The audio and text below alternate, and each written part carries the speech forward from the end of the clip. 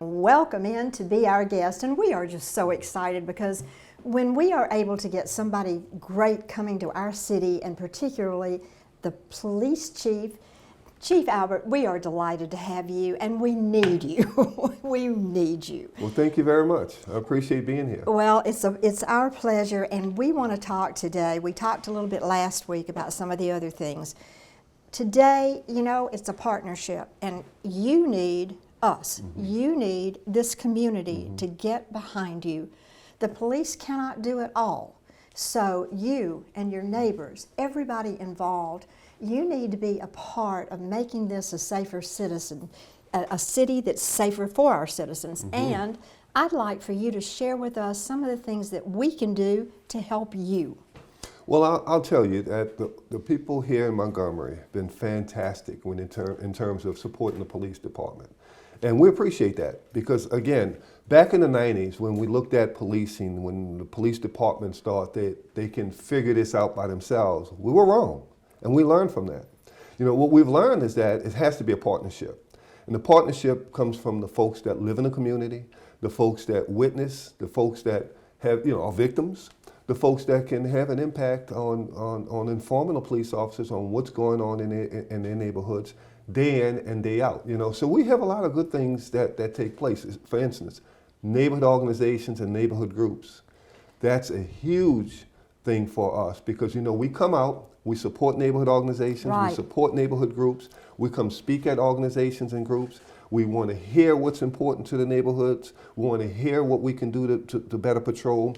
And that's a start, We do park walk and talks where we come into the neighborhoods and we get out and we go door to door and we talk to folks and, we introduce ourselves and we see if there's anything that they want to bring to our attention. But it always goes back to one simple thing. If you see something, say something. So that's kind of like the catalyst on getting the police officers and the community involved, getting us intertwined together so that we can help each other and make the community a safer place. Well, I think one of the things that I love that you're doing is, when you start fresh with something, and every city has problems with crime, but one of the things that I have been seeing you do is change the narrative and change the relationship between communities and the police department. And I know, tell us a few of the things. I know you've been out and you've had your folks out in the communities. So the police are your partners. They are not something you fear. To let people know you're here to help them. So you've set about to just change this whole narrative, and I love it. Absolutely. One of the things, let's talk about young kids. Of course, we talk about juvenile crime, but yes, we have school resource officers. But there's times when our officers that's on patrol have what's called uncommitted time. They're not en route to a call for service. They're not writing a report. They're not at jail. They have uncommitted time. And we ask them to stop into the schools and kind of reinforce what the school resource officers do. Go in, talk to the kids, walk the halls, and just be present. Be that presence. Right. When you're traveling through the community, if you see folks in a playground, in the park, shooting basketball, stop. Humanize the contact. Go say hello. Shoot a couple hoops and say hello to the community. That means a lot, especially when it comes down to solving crimes and figuring out what's going on. One of the things that I'm very happy with is our solve rate. We are above not only the Alabama solve rate in violent crime, but nationally, we're above, and I attribute that to this. When a crime takes place, folks have to feel comfortable in talking to the police. If we can make them comfortable, we can get the information we need to solve the crimes and make the community safer. So that's how that happens. It's not by chance. It's by what we're doing to engage, just as you said a minute ago, how we engage the community, how we intertwine with the community, how we become part of the community. It's not us versus them. Right. We are in this together.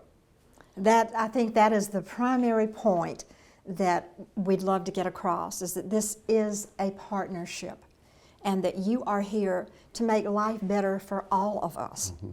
And there also, now there is a volunteer police opportunity, so could you tell us just a little bit about that?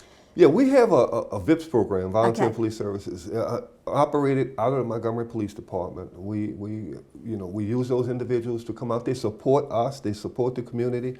a great partnership for folks to come out and do things that traditional law enforcement don't have to do.